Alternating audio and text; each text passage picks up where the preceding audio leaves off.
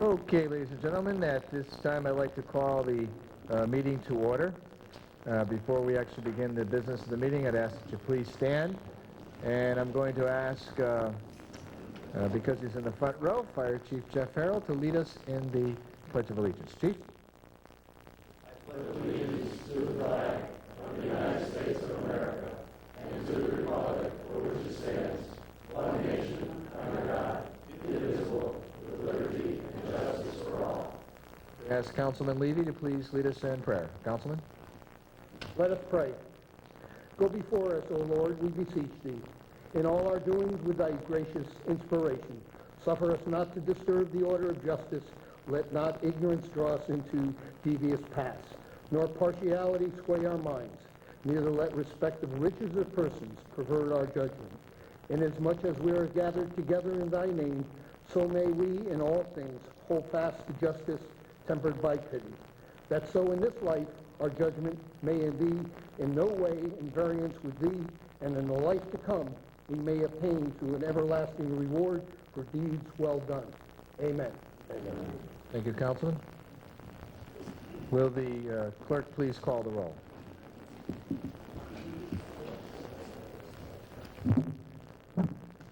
McMahon. Present. Negashut. Present. Johnson. Trombetta. Caldrino. Perkins. Visconti. Genie. Esposito. Sadi. Cabo. Botello.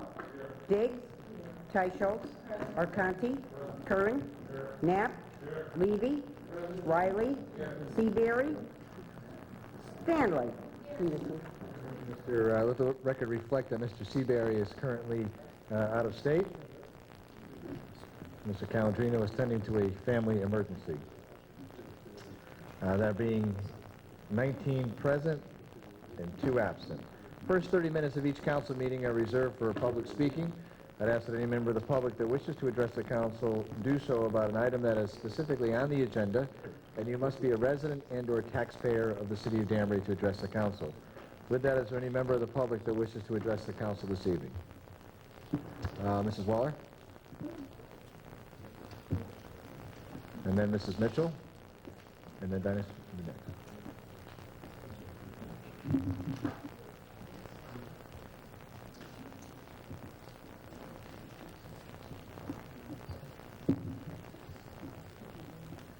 Hi, I'm Lynn Waller, 83 Highland Avenue in Danbury, Connecticut. A couple items. Item number 21, which is the letter from Mr. Calandrino on the heating and the winter's heating season. I really do think this is a good idea, but I question whether it pays to single out one bunch of people. You were nice enough to give seniors a $350 energy credit a few years ago. Is there some way with a means test you could make it available to everyone? We with natural gas, or people that heat with wood, or people that heat with pellets. The price is going up for all of us, no matter which way we happen to heat. And I'd rather see that was some way where everybody in the city could possibly get an energy tax credit of some form instead of just the people with oil. I know it was a watch to see what was going on in the city and to watch the prices of oil, but the heating, no matter how you do it, is going up because I know my own natural gas bill has gone from $110 a month to $178 a month, besides the increase in other things.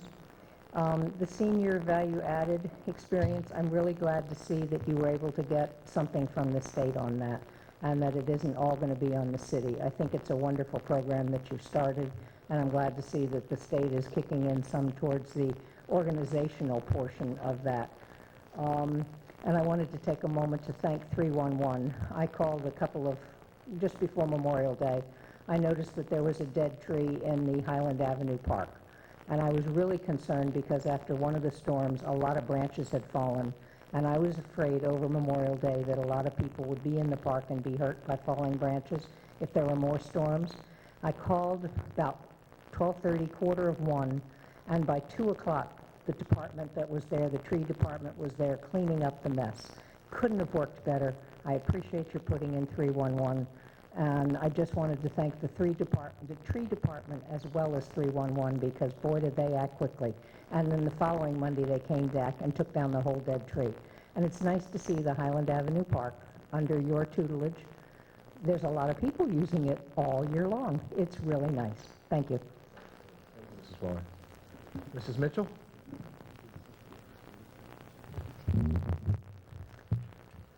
Margaret Mitchell, I don't know where it is on here. I know that the film festival, number 19, the Connecticut Film Festival.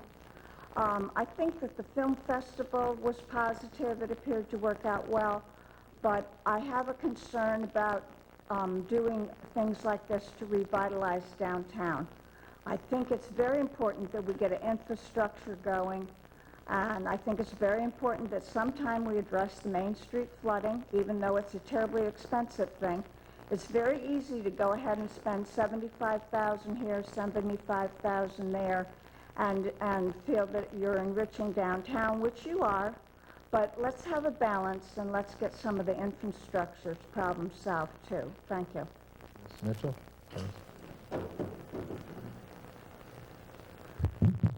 Good evening, Dinas Berbicus.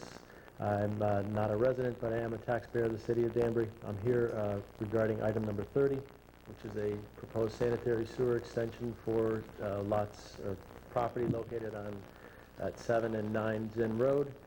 My client wishes to sell one of her parcels, and she can't do it because there's a shared septic system, and there's a need to extend the sanitary sewer so that we can alleviate the shared septic system problem. The council has received both a positive letter from the engineering department for extension, however, a negative recommendation from the planning commission, and I wish that the council would perhaps set up an ad hoc committee meeting if there is any questions that need to be answered prior to taking action on the application. Thank you. Any other members of the public wish to speak to the council this evening? Mr. Anderson.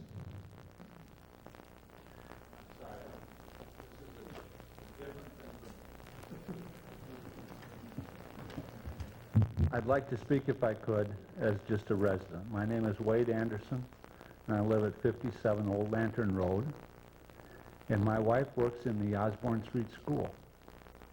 And as you are, I'm sure, are aware, the 2 trees that were planted in front of that school are going to have to be cut down as part of the remediation for Roberts Avenue. This is a traumatic event for the people that work in that school. They come there, they walk in, those trees are their friends. It just, you know, it's hard for them. So I'm here to challenge you and the city council that when trees could be cited as specimen trees like these are, Wade, we love you, but we don't have that on the agenda today. it's got to be on the Public Works Engineer's report. I know it is. All right. Two more seconds, if you could, please. Can you email it to us or something? Mayor, I've checked this out. All right. I'm going to challenge you to a 100-for-1 project. That when a specimen tree cited by the tree marshal or the forestry mate, whatever it is cut down, that the city will plant 100 other trees that could become specimen trees within the city. That this would happen so that when there's a loss like this, it's not as traumatic as it might be for the people. And I 10? thank everybody's indulgence on We it. do 10? 100's a little steep. That's big. No, let's stick with 100 to 1. We'll see what we can do. Thank you, Mr. Anderson. I'm sure my email won't work right for the next 30 days. But get you 100 trees. Any other members of the public wish to address the council this evening? Okay. Seeing none, then we'll move on to our regular portion of the meeting. There are several announcements that are in front of you. Just a couple of things I want to make note of. July 27th, I'd like to see a turnout from the council at the Korean Memorial Ceremony. That's at 10 a.m. at the Korean Monument in Rogers Park. It's a pretty quick ceremony, but it is nice to turn out for the veterans of the city to thank them for their service. In addition to that, there's other items that are listed on here. It's rather a light month, with the exception of the beginning of the Nutmeg State Games. We still are looking for volunteers at specific sites. My suggestion is you call Wayne Shepard, and he'll be able to hook you up, even if it's a day or half a day, whatever you can donate of your time is greatly appreciated. Should be an exciting event for us, and we're looking forward to having all those athletes in the city, some 3,000 or 4,000 athletes over a 2-week time period. So there'll be a lot of activity, a lot of good stuff going on, and we can definitely use your support. There are several other announcements that are on our calendar. July 19th is Mary Teichel's birthday. Mary T, happy birthday. July 20th is Phil and Maggie Curran's, I think is it 40th, Phil? 40th wedding anniversary. Congratulations, Steve. And I know July 26th is Jack and Lisa Knapp's wedding anniversary because I performed the wedding ceremony for them. So congratulations, Jack. That concludes the announcements we have for this evening. Mr. President, the minutes, please. Thank you, Your Honor. I'd like to make a motion that we waive the reading of the minutes as all members have copies, and copies are on file in the city clerk's office. Second. It's been made and seconded by Councilman Perkins. Are there any deletions, corrections, changes to the minutes as presented? Seeing none, then I'll try your minds. All those in favor of accepting the minutes, please signify by saying aye. Aye. All opposed, signify by saying nay. Ayes have it. Motion carries unanimously. Mr. Seabury is absent tonight. As I mentioned, he's out of state and family business. Mrs. Teicholz, the consent calendar, please. Thank you, Your Honor. Consent calendar, July 1st, 2008. Number 2, receive the communication and confirm the reappointment of Ray J. Garrigal as member of the Terry Wild Park Authority with a term to expire January 1st, 2011. 3, receive the communication and confirm the appointment of Mark Massoud as a member of the Environmental Impact Commission with a term to expire December 1st, 2010, and also confirm the appointment of Jessica Soriano as an alternate member of the Environmental Impact Commission with a term to expire December 1st, 2010. 4, receive the communication and confirm the reappointment of Kenneth Keller as a member of the Planning Commission with a term to expire January 1st, 2011. 6, receive the communication and confirm the reappointment of William Montgomery, Richard J. Hale, and Levi Newsom to serve as members of the Conservation Commission with terms to expire July 1st, 2011. 8, receive the communication and confirm the reappointment of John Gentile and Chad Sinanian to serve as members of the Commission for Persons with Disabilities with terms to expire March 1st, 2011. 9, receive the communication and confirm the reappointment of Regina L. Ofiero and Leslie De Silva to serve as members of the Lake Kenosha Commission with terms to expire May 1st, 2011. 10, receive the communication and accept the donations to the Fire Department from Walmart Foundation for $2,000 and Ridgeberry Hills Community Association for $100, with the funds being deposited in a Fire Department special project line item to be determined by the Finance Director, and send the appropriate letter of thanks. 11, receive the communication and accept the donations to the Fire Department from the Nolan Enterprises for $300 in total, with the funds being deposited in a Fire Department special project line item to be determined by the Finance Director, and send appropriate letters of thanks. 13, receive the communication and accept the donation of pipe and fittings approximately valued at $2,000 from Jim Mulvaney of Mulvaney Mechanical, and send appropriate letter of thanks. 14, receive the communication and accept a donation to the Danbury Library from Donald L. Gardner and Associates, P.C. for $100 to be deposited into the Library Fund 4651 donations, and send the appropriate letter of thanks. 15, receive the communication and accept the donation to the Danbury Police Department K-9 Britta and her handler, Police Officer Antonelli, from the Great Plains School 5th grade classes for $100, and send the appropriate letter of thanks. 16, receive the communication and approve the transfer of $25,000 into the special service account number 2010.5052 for the fire department due to ongoing events. 20, refer to planning for report. 22, refer to planning and engineering for reports. 23, receive the communication and accept the grant from the Northwest Regional Workforce Investment Board in the amount of $140,845 for the Summer Youth Employment Program. 24, receive the communication and adopt the resolution to authorize Mayor Mark D. Boughton or his designee to apply for and receive an Office of Policy and Management grant for the purposes of the SAVE program and execute such documents. 25, receive the communication and renew the resolution for the acquisitions of easements for 51 and 53 Beaverbrook Road. 26, receive the communication and renew the resolution for the acquisition of property for Hawthorne Terrace Water System. 27, receive the communication and adopt the resolution to authorize Mayor Mark D. Boughton or Scott Leroy to apply for and accept per capita grant funds in the amount of $93,725.04 from the State of Connecticut Department of Public Health. 29, receive the report and approve the request for sewer extension at 67 Newtown Road and 1 Plum Trees Road, subject to the standard 8 steps, conditions, and submission of plans and documents satisfactory to both engineering and Corporation Council. 31, receive the report and approve the request for a water main extension for Danbury 6 Associates LLC, 115 Mill Plain Road, subject to the standard 8 steps conditions. 34, receive the report and approve the recommendations of the committee. 35, receive the report and approve the recommendations of the committee.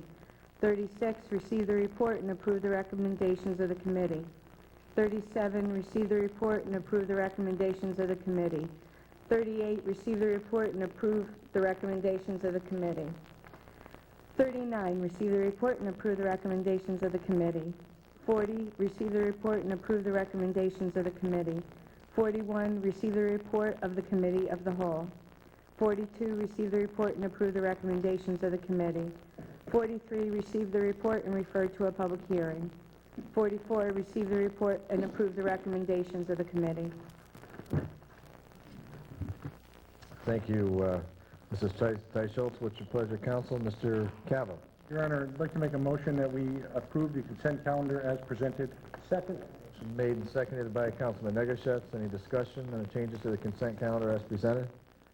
Seeing none, then I'll try your minds on acceptance of the consent calendar. Please signify by saying aye. All opposed signify by saying nay. Ayes have it. Motion carries unanimously. Madam Clerk, item 1, please. Communication, appointment to the police department. Dear council members, I hereby submit for your confirmation the appointment of Mr. Walter Burchell from Weston, New York to the position of police officer.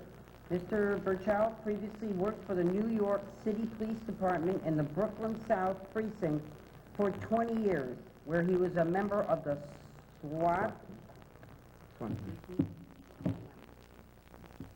He was a member of the SWAT team and also held the position of a K-9 handler.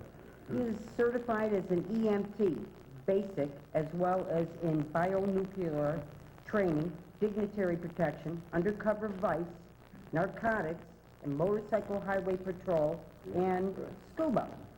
Thank you for your consideration of Mr. Burchell's appointment. Sincerely, Mark D. Boughton, Mayor. It's your pleasure, council.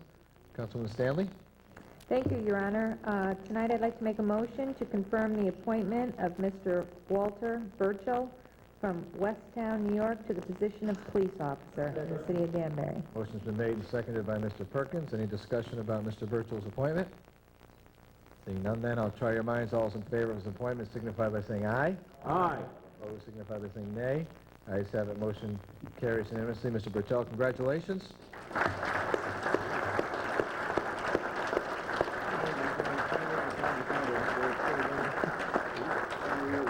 Welcome to the Danbury Police Department in the city of Danbury. We look forward to having another 20 years here with us in Danbury, and all the best to you as you begin your career here. Congratulations again.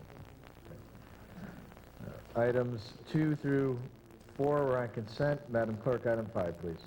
Communication, appointment to Richter Park Authority. Dear Common Council members, I hereby submit for your confirmation the reappointment of the following individuals to serve as members of the Stanley Lasker Richter Memorial Park Authority with terms to expire February 1st, 2011. Albert S. Meade, Jr., 23 Jefferson Avenue, Danbury, and Robert B. Eberhard of 6 Royal Road, Danbury. Mr. Meade is currently chair of the authority, and Mr. Eberhard is an active member. Thank you for consideration of these reappointments. Sincerely, Mark D. Boughton, Mayor. It's your pleasure, Council. Councilman Calvo. Thank you, Your Honor. I'd like to make a motion to receive the communication and to confirm the reappointments of Albert S. Meade, Jr. and Robert Eberhardt to the Richter Park Authority. Second. Motion made and seconded by Councilman Johnson. Any discussion relating to these appointments? Seeing no discussion, then I'll try your minds. All those in favor, please signify by saying aye. Aye. All opposed, signify by saying nay. Ayes have it. Motion carries unanimously. Item 6 was on consent. Madam Clerk, item 7, please. Communication, appointment to the Charles Ives Authority. So, honorable members of the council, dear council members, I hereby submit for your confirmation the reappointment of the following individual to serve as member of the Charles Ives Authority for the Performing Arts. Paul Soroy, 59 Walnut Tree Hill Road, Sandy Hook. Term to expire March of 2011. Keep going. No. Oh.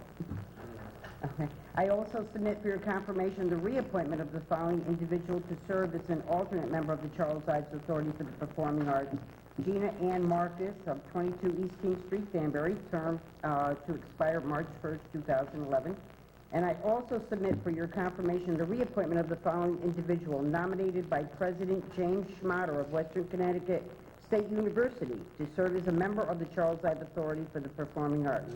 L. Fernando Jimenez, 9 Kingswood Road, Danbury, term to expire March 1st, 2011. Thank you for consideration of these appointments. Sincerely, Mark D. Boughton, Mayor. It's your pleasure, Council.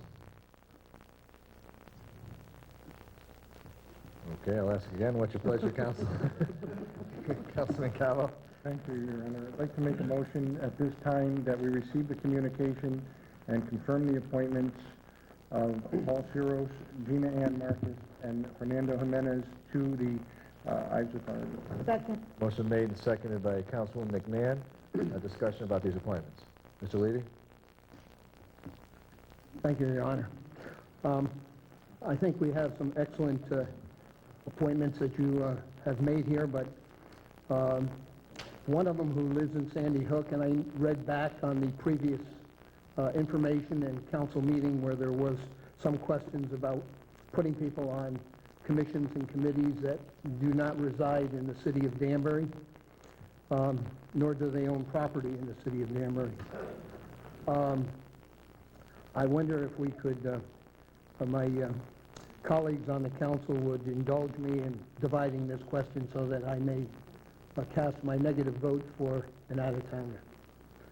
Okay, motion, what's typically not really a motion. There's been a request to divide the question. It's a request that is permitted under our Code of Ordinances. If the chair determines that dividing the question won't so much muddle the issue, so I'm going to allow the question be divided, so we'll vote individually on each prospective appointment to the commission. So it'll stand as individual votes as we go through. Before we actually do the voting, though, is there any other discussion related to any other appointments? Okay. Seeing none, then we'll start with Mr. Soroy's appointment. All those in favor of Mr. Soroy's appointment, please signify by saying aye. Aye. Opposition? Mr. Levy in the negative. We'll go to Mrs. Marcus's appointment. All those in favor of Gina Ann Marcus being appointed to the Charles Ives Authority, please signify by saying aye. Aye. The opposition? Motion passes unanimously. And to Mr. Jimenez's appointment to the Charles Ives Authority. All those in favor signify by saying aye. Aye. Opposed? And that motion passes unanimously. Thank the council for their indulgence on that. Item 8, 9, 10, and 11 were consent. Madam Clerk, item 12, please. Communication, donation to Park and Recreation Department. Dear Mayor Boughton and council members, the Park and Rec Department has received a donation in the amount of $8,000 for installation of a walkway and between baseball fields number 1 and number 2 at Rogers Park from Danbury Youth Baseball Organization and the American Pavement Specialist. This walkway will make it easier for spectators to move between fields and avoid the mud and puddles that currently occur after a heavy rain. I request that this generous donation be accepted at the next meeting of the Common Council. If you require any further additional information, please do not hesitate to contact me. Sincerely, Nicholas Complanis, Director of Recreation. What's your pleasure, council? Councilman Negushev? Thank you, Your Honor. I'd like to make a motion to receive the communication and accept this generous donation and send an appropriate letter of thanks. Second. Motion's been made and seconded by Mr. Johnson. Indeed, it is a generous donation. Any discussion about it? Seeing none, then, I'll try your minds on acceptance of the donation. All in favor, please signify by saying aye. Aye. All opposed, signify by saying nay. Ayes have it. Motion carries unanimously, and I want to thank Danbury Youth Baseball and American Pavement Specialists. This is really a tremendous donation to that complex, and I know on behalf of the council of the city, it's greatly appreciated. So, hats off to them tonight. Items 13 through 16 were consent. Madam Clerk, item 17, please. Communication, request for audit committee. What's your pleasure, council? Councilman McMahon? Thank you, Your Honor. I'd like to refer this to an ad hoc committee with the Director of Finance. Ad hoc committee shall consist of the following: Councilman Calandrino, Councilman Curran, Councilman Visconti. Madam Clerk, item 18, please. Communication, duck pin bowling lane lease.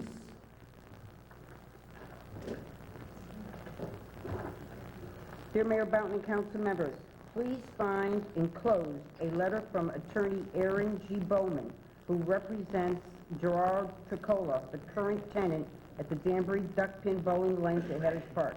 Mr. Bowman indicates that his client wishes to enter into an agreement with Kenneth Nelson, a longtime employee who seeks to acquire an option to purchase Mr. Tricola's business and assumes his obligations under the lease with the city. Under his lease, Mr. Tricola may only assign his interest in the property and transfer the rights and obligations of the lease if the city grants its consent. The purpose of the letter from Mr. Bowman is to request that consent. According to the terms of the lease, the city is to act on the request within 30 days and may not unreasonably withhold its consent. If you have any questions, please feel free to contact me. Sincerely, Laszlo L. Pinter, Deputy Corporation Counsel. Madam Clerk, what's your pleasure, council? Your Honor. Excuse me, Ms. Knapp? Thank you. I'd like to make a motion to receive the communication on the Duckpin Lane lease and accept it as presented. Motion made and seconded by Mr. Riley.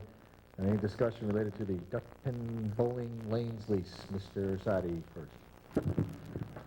Thank you, Your Honor. To you, through you, the Corporation Counsel, if you recall, and someone else maybe will answer this, when the lease with Mr. Tricola was initially entered into, if I recall, didn't that go through an ad hoc review prior to it coming to the council? Yes. And if I may continue, Mr. Sadi. was there some vetting of Mr. Tricola, notwithstanding that many people knew him already, some vetting during that process to know what type of individual, what type of business and business background that individual had prior to the execution of the lease? Mr. Sadi, the most recent lease that was executed 2 years ago, that one, he's been there for a lengthy period of time. In 2006, the lease was renewed and approved by the council. In 2006, if I can use this term, there was some hot dog wars going on. And at the time, the amount of vetting, there was some amount of vetting because of that issue, but not in detail as there was years earlier. Well, then if I may follow up, then going back to what you're saying, if there was some more vetting years earlier, could you explain a little bit about what that vetting, to the extent you recall, was, and what the members at the time were looking for in a person that would be the lessee? He's been there such a length of time that it'll be a little hard-pressed to recall it specifically, but In the case of a lease of property of that length of time, term, of that square footage, and of that kind of use, the vetting would include, and probably included, some personal characteristics, checking on business, prior business experience, financial capability, the nature of the business that the individual wanted to operate, the licensing that he had or had to get. Those kinds of issues, with almost certainty, were examined in the 1980s, whenever that was. And to follow up, to the extent that there are obviously parameters that any individual who took assignment of this lease would have to follow, but there are also things that I think the council, or at least myself, would be interested in knowing about a person who is going to take an assignment, aside from the fact that they're bound by the terms of a lease. And that being said, I don't know if anyone can answer any questions on behalf of Mr. Nelson, what his intentions are with regard to this. I know he'd have to assume the exact terms of the lease, but I just want to have a better sense of what type of individual he is. We all know Mr. Tricola, and for many years he operated that facility. And then finally, what year, when does this assignment run until? What's the expiration of the current lease?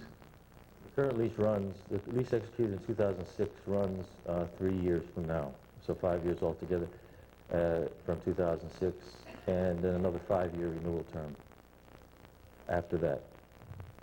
With respect to the issue of the individual who would undertake the assignment of the lease, we've not vetted him.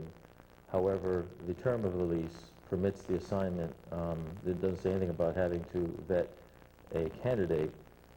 Two things about that. One is that the operations would have to continue in the same form, in the same payments, the same terms and other conditions that they are presently today. However, the clause, as you probably know from these kinds of leases, Tom, indicates that the council cannot unreasonably withhold its approval. If there is some reason to withhold the approval, if somebody's concerned about the individual, that may be sufficient reason to withhold the approval if the council wants to do that. I don't know if Attorney Bowman, I'm not sure what kind of time pressures. I did have one conversation with him. I'm not sure about the time pressures they have, but if there's some concern about the individual, certainly the council can examine that a little further. Other than that, however, the language is fairly clear that there's a certain time period to approve it. Thank you. Thank you, Honor. Just a comment. No, I understand that we could only withhold for cause or good cause and good faith approval of the assignment. And my concern is not enough necessarily to vote against it or to urge people to vote against the assignment of the lease. I just wanted a higher level of comfort with the individual, particularly when we're assigning 3 years of a remainder in the lease, based on the fact that we had that level of comfort with the current leaseholder. And just one... If I could just jump in for a second, perhaps, Mr. Sadi, I certainly wouldn't view it as being unreasonable to refer this to an ad hoc for the month of July and come back and adopt it in August. I think the worst case would be that Mr. Tricola would try to, exercise his right under the lease. By the time we get done swapping letters, the August meeting will be here and we'll be able to make a decision. And we could even say that he can move forward with the assignment contingent upon final approval by the council if there is a time delay there. I don't see any problem doing that. I don't know, Mr. Pinter, if you want to opine on that, but it's just a suggestion. There's probably some flexibility in there, and I think that Mr. Tricola noted, or his attorney noted, that this individual is a long-time employee, so there's some amount of comfort, I guess, in that somewhere. I did notice that, and with that, I'd like to refer this to an ad hoc committee. Okay. Ad hoc committee shall, sorry, Mr. Riley. The ad hoc committee shall consist of Mrs. Stanley, Mr. Arcanti, and Mr. Sadi. Item 19, Madam Clerk. Communication request for ad hoc Connecticut Film Festival. It's your pleasure, Counsel. Mr. Trombetta. Thank you, Your Honor. I'd like to make a motion to refer this to an ad hoc committee consisting of the Director of Finance, Corporation Counsel, representative from City Center, Director of Economic Development, Tom Carruthers, and a representative from the mayor's office. This will be essentially an audit / committee of the economic impact. We'll give that to our specialist of audits. That's Mr. Calandrino, Mr. Trombetta, and Mr. Rotello. Madam Clerk, item 20 was on consent. Item 21, please. Communication, Oil Watch. Dear Mayor Boughton and members of the Common Council, What's your pleasure, Council? Councilman Curran. I'd like to refer this to an ad hoc committee consisting of Corporation Counsel, Director of Finance, and a representative from the Mayor's office. Ad hoc committee shall consist of the following: Councilman Calvo, Councilman Calandrino, Councilman Visconti. Items 22 through 27 were consent. Madam Clerk, item 28, please. Report, Historic Property Studies Committee. What's your pleasure, Council? Councilman Teichholz. Thank you, Your Honor. I'd like to refer this to an ad hoc committee consisting of Corporation Counsel, Director of Public Works, and a representative from the Mayor's office. Ad hoc committee shall consist of the following: Councilman Johnson, Councilman Knapp, and Councilman Rotello. Item 29 was consent. Madam Clerk, item 30, please.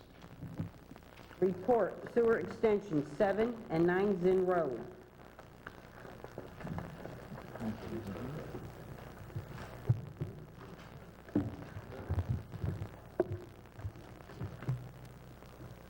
Dear Mayor Boughton, members of the council, from the Planning Commission. The Planning Commission has received a request from the Common Council for a report pursuant to Connecticut General Statute Section 8-24 regarding the above referenced item. At the May 28, 2008 meeting, the Planning Commission made a motion to give this a negative recommendation because these lots are located outside of the existing sewer service boundary area as noted in the 1987 Comprehensive Sewerage Study. And although this study recommends any extensions be approved by the Common Council, there has been no request to adjust this boundary, so the Commission is not really in the position to consider this request. It's from Arnold D. Fernaldi, Jr., Chairman. What's your pleasure, Council? Okay, we're going to read one more report.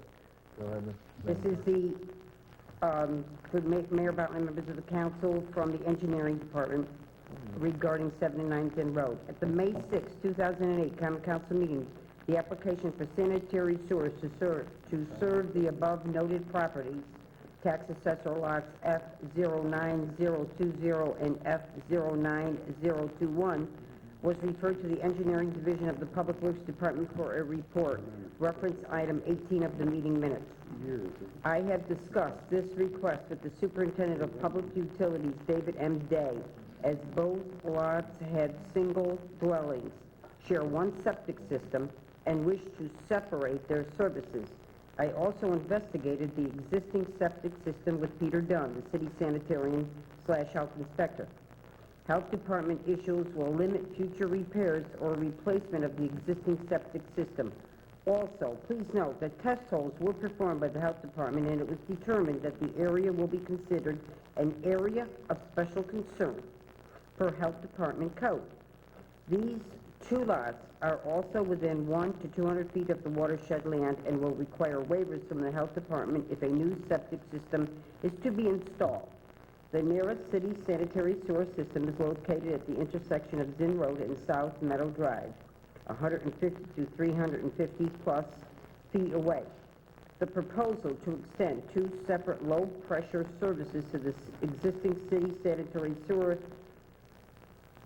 service system is not acceptable. We would, however, allow the extension of a single low-pressure force main in Zinn Road. Each of the properties would connect to said low-pressure force main. This has been discussed with the applicant's engineer. As part of your consideration of this request, please keep in mind that the two lots proposed to be served by the sanitary sewer extension are located outside the sewer service area limit as denoted in the city's current comprehensive sewerage study. Based on the limited opportunity to repair and replace the septic systems and the close proximity to water system watersheds, we recommend approval of this extension. Please note that by approving this request, You are also approving the extension of the sewer service area limit, and our office will modify the necessary maps of the sewer service area. If you make the determination to approve this requested sanitary sewer extension, the approval should be subject to the standard 8 steps and conditions, a copy of which is enclosed for your reference. If you have any questions, please feel free to contact me. Sincerely, Fareed A. El Khoury, City Engineer. Thank you, Madam Clerk. What's your pleasure, Council? Councilwoman Diggs. Thank you, Your Honor. I want to make a motion to approve the request for sewer extension at 709 Zen Road. Motion made and seconded by Councilman Callow to approve the request for extension of sanitary sewer to 7 and 9 Zinn Road. Any discussion relating to that request? Seeing none, then I will try your minds. All those, yes, Mr. Sadi? Thank you, Honor. Through you either to the city engineer or the corporation counsel, it's both, I think, a technical and a legal question with regard to the lots. Are there two distinct lots at issue here? Are they taxed separately? Are they identified as individual lots by the city? And do they have individual lot numbers? Not street numbers, but lot numbers. Mr. Pinter or Mr. Corey?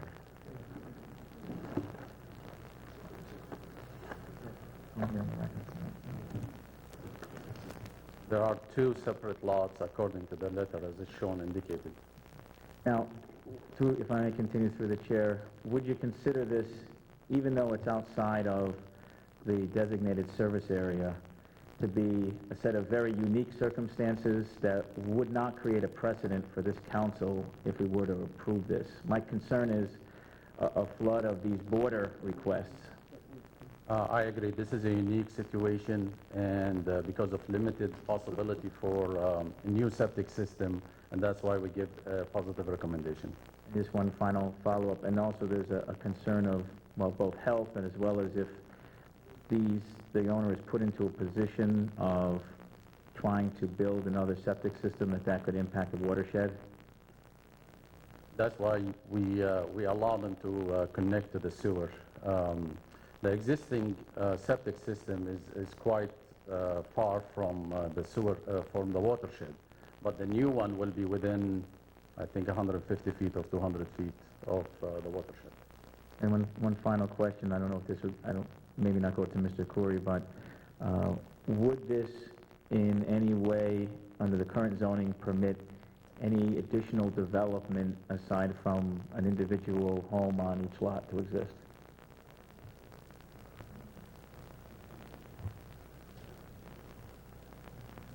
Unlikely without a further request for extension, additional extension. In the zoning wouldn't permit it anyways. Okay. Thank you. Any further discussion? Mr. Rotello. Thanks, Your Honor. Through the chair of the Corporation Council. Mr. Pinter, please. Mr. Pinter, normally when we approve a sewer request, we simply send it to an ad hoc. We've changed that in the last couple of months for sort of an internal 30-day report.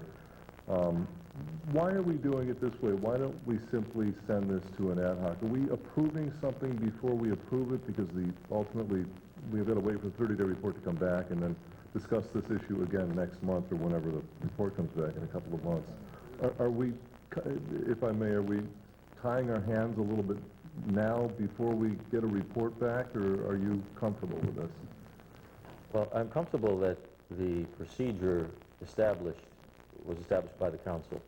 The Common Council made a determination that in these kinds of situations, an ad hoc committee, while there has been some past practice to that, the procedure really doesn't require an ad hoc committee, given the review by the engineering department, a letter to you from them, as well as review by the planning commission. Certainly, the Common Council could send it to an ad hoc committee, either prior or subsequent to it, but the administrative procedure the council itself established for these kinds of requests has been in place for several months now in order to expedite approvals or consideration of approvals and expedite that process. There's nothing wrong with the process, in other words. Okay, if I may follow up. The last paragraph here from Fareed says that please note that by approving this request, you are also approving the extension of the sewer service area limit. Are we doing that right now, regardless of whatever recommendation comes back from the 30-day report? By voting in the affirmative, have we thus extended this sewer service limit beyond the footprint that the Planning Commission You've voted on? extended it subject to the compliance by the petitioner with the 8 steps and subject to any other statutory or local legislative requirements or administrative requirements. Those are all subject tos that are in those 8 steps. But really, all we're doing tonight is sending this out for a report. Is that?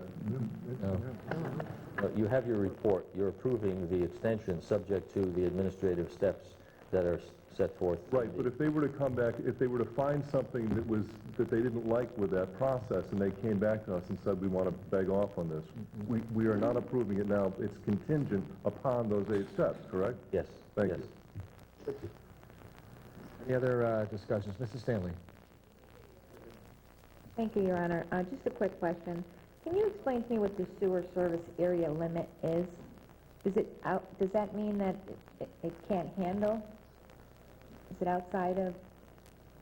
Mr. Idarola is coming to the microphone, and I'm going to let him answer that. I think I know the answer to it, but he probably knows better.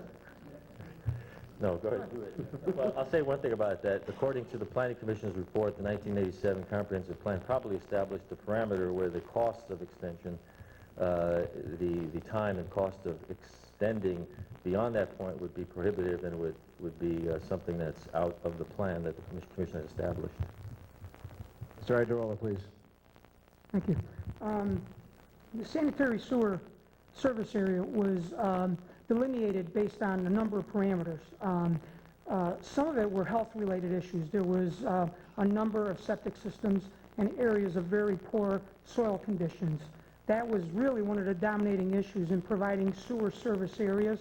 The other areas that, other parameters that were considered were the availability of developing some of these areas that are included in the service area, what the impact would be, and it goes hand in hand with zoning. It is common for this council, in fact, probably about 1,000 or 2,000 feet down the road from where this site is, the council did approve a modification of this sanitary sewer service area to include Ledgmere Road. So it is something that happens, as Mr. Sadi mentioned. These are, the reason why you approve these is because they're very specific and they're very unique, and you know, we don't take these lightly, but this situation is extremely unique. I don't think there's maybe 1 or 2 residents within the state of Connecticut that have combined sanitary sewer systems, or I should say subsurface sewer systems. So this is very unique. And unfortunately, they're being taxed as 2 individual lots, but they don't have the benefits of operating under separate sanitary sewer systems. Just to follow up. Yeah, go ahead, Ms. Stanley. Yep. So there would be no negative impact to the connection to this area? No, there wasn't. And also, is there neighbors in the area that may want to connect also? Is that going to be a problem? One of the uniqueness of this request is that we're installing what's called a low-pressure sewer system. For anybody else to tie into this, it would involve an extensive engineering study to determine whether or not that sewer system is going to be able to handle it. Based on the design, that's not going to happen. So it is very restrictive, and the intent is to service just these 2 individual lots. Okay, Mr. Sadi? Just following up on Councilman Martello's remarks, just to be clear that a vote in favor of this is approving the project the same way if we voted in an ad hoc to approve it and it came back to us and we approved it. It's an approval. The 8 steps are subsequent to approval and are oversight for the purposes of receiving, if I understand it correctly, a CO for the property. But it generally does not stop. It only requires the applicant or the builder to comply as they go forward. It does require a 2/3 majority vote of the council also, just so we're clear, to override the recommendation. Mr. Levy. Thank you, Your Honor. I know that the entire ANHAC region, which is part of the watershed area, because of health reasons, we've made special exception to those cases. I think that the financial burden in this case to the property owner in a limited case like this, would be best served to allow him to go forward and probably prevent an environmental a leakage into the watershed area as well. So I am supporting the expansion as long as the owner can support the financial costs involved. Thank you, Mr. Levy. Mrs. Stanley again. Sorry, Your Honor. Just a quick question. Do we know if there's any other unique situations in that area with combined septics that may need to? No? None? They are extremely rare. Further discussions? Seeing none, then I will try your minds. All those in favor, please signify by saying aye. Aye. All opposed, signify by saying nay. Ayes have it. Motion carries unanimously. Item 31 was on consent. Madam Clerk, item 32, please. Ordinance, weights and measures, section 22-2. It's your pleasure, Counsel. Councilwoman Stanley again. Thank you, Your Honor. I would like to refer this to a public hearing. Seeing no objection, it is so ordered. Madam Clerk, item 33, please. Ordinance, section 2-152. It's your pleasure, Counsel. Councilman Johnson? Thank you, Your Honor. I'd like to move to send this to an ad hoc committee, including the purchasing agent, corporation counsel, and director of finance. Ad hoc committee shall consist of the following: Councilman Calvo, Councilman Arconti, and Councilman Sadi. Items 34 through 44 was consent. Mr. President, department reports, please. Your Honor, I'd like to make a motion that we waive the reading of the departmental reports as all members have copies, and copies are on file in the city's clerk's office. Motion made and seconded by Mr. Perkins. Discussion on department reports. Start with Mr. Riley. Thank you, Your Honor. I'd like to commend the fire chief and all the department personnel for doing such an excellent job regarding response activities over the last month. Items of special note: the bomb threat at King Street Intermediate School, a near drowning at a local pool, also a major propane leak of approximately 15,000 gallons. So I just would like to commend the department, the chief, and all those involved in doing such a commendable job regarding the month. I'm sure that many lives could have been lost had we not had such an outstanding fire department. And if I might, I would also like to thank the Director of Public Works and all the employees of that department for doing such an outstanding job regarding the Memorial Day preparation and the cleanup at the city of Danbury. I was really pleased to see that that cleanup generated approximately $16,000. That's a plus for the city, and I would just like to say that it was a commendable job. And also I'd like to say that all of us that on the council that were out there, we worked diligently, we put our time in, and we had a great time, and I'd like to thank all my peers for doing a commendable job. Thank you. 16 grand. We're going to have another one real soon. It was very successful. Mr. Curran. I'd like to also commend the fire chief and his staff for last weekend's open house. Jeff, that was wonderful. I hope you're going to do it again. You displayed all the fine equipment that most of the members of this council have given to your department through the taxpayers' money. I know my grandson, I don't think he's fallen asleep since Saturday because he actually went up 84 feet in the aerial ladder. His father hasn't recovered, but that's beside the point. But, you know, you just did a wonderful job, and I know it wasn't here, but Boringer deserves a credit, too, for the refreshments that you gave everybody. And, again, I'd like to see you do that again. And the public was there, but a lot more should come out and see it. You guys did a great job. Thanks, Chief. Any further discussion? Ms. Teicholz. I would also like to thank Susan Tamanio and the staff at the Senior Center because they had a tag sale this weekend, I was able to go, and, you know, I'm not old enough to partake, but it was an amazing place to be. The building is phenomenal, the staff is phenomenal, the people kept talking to me about their Wii game and how their favorite thing is to bowl, and somebody sprained their ankle playing tennis one night. But what a great job they do there, and if anybody gets a chance to stop by, they really should, because it's phenomenal. How much did we raise, Susan? Congratulations. Fine job. Further discussion related to department reports? Seeing none, then I'll try your minds on acceptance. All those in favor, please signify by saying aye. All opposed, signify by saying nay. Ayes have it. Motion carries unanimously. I believe we have one item for the agenda tonight. Mr. Cavo.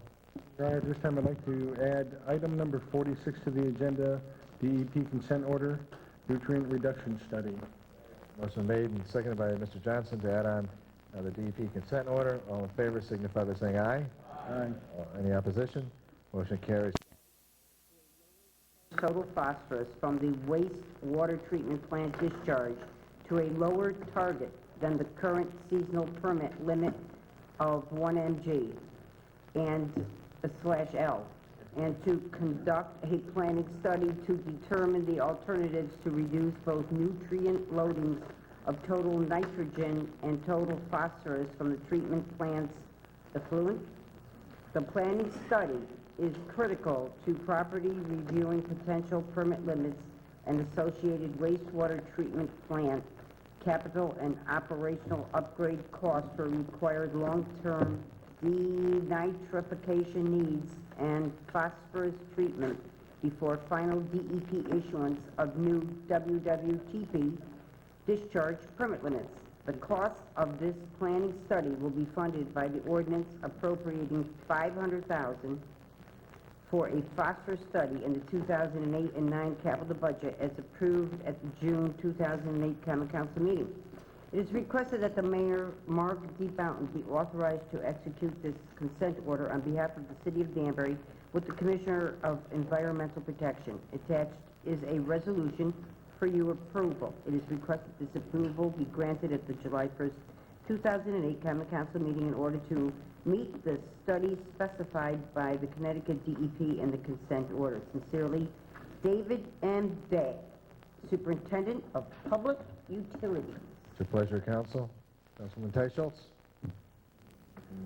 Thank you, Your Honor. I'd like to make a motion to receive the communication and adopt the resolution to authorize Mayor Mark D. Boughton to execute the DEP consent order on behalf of the City of Danbury with the Commissioner of Environmental Protection. Motion made and seconded by Councilman Rotello. Is there any discussion relating to the consent order? Mr. Rotello. Thanks, Your Honor. Through the Chair of the Corporation Council. We saw this for the first time last night, or at least I did. So we didn't have a lot of time in caucus to go through this, but from what I understand, this is not a contract. This is not a direction of the funds for the $500,000 we approved. This is essentially a laundry list of items that we need to do coming to us from the state, and at some point in the future, hopefully soon, we'll go into contract with some outfit that's going to do a study. Is that about the size of it? In fact, there's a contract signed already with a company that will take care of the nitrogen part. But that's really an affirmation of long-term discussions, negotiations, and meetings that the parties have had to accomplish this goal. So what you have before you is really a written affirmation of that, which requires additional steps that are outlined in there. So it's, you know, kind of in the middle of the process or going along the process. Will we need, if I may, will we need to come back and approve the contract, or is that going to be done in-house? No, you did approve the contract through the Board of Awards process, the bidding process. In the event the DEP returns with some other document that we might have to approve, that would be presented to you if that happens. Okay, and thanks. And one final question. Do we have any idea of the time frame here, from the time now to the time the study is completed? Well, the latest date that's in that document is late 2009, when there has to be, one of the studies has to be completed. So there's some time. There are other timelines along the way for both the phosphorus and the nitrogen. They should both be well along by then. there certainly will be an opportunity, based on additional discussions to the DEP, to perhaps modify the consent order for additional time or to modify it in some other way. That could happen between now and 2009. Thank you. Thank you, Mr. Rotella. Any other discussion related to the consent order?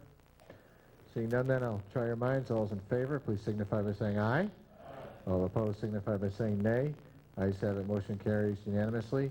At this time, I'm going to extend all committees, and I want to take a moment to wish everybody a very happy and healthy 4th of July Independence Weekend. Remember how proud we are of this great nation we live in, and how proud we are of each other for doing the people's business. So keep up the good work. God bless you, and God bless America. With that, I'll entertain a motion to adjourn, made by Mr. Johnson, seconded by Mr. Rotella. All in favor? We are adjourned. Item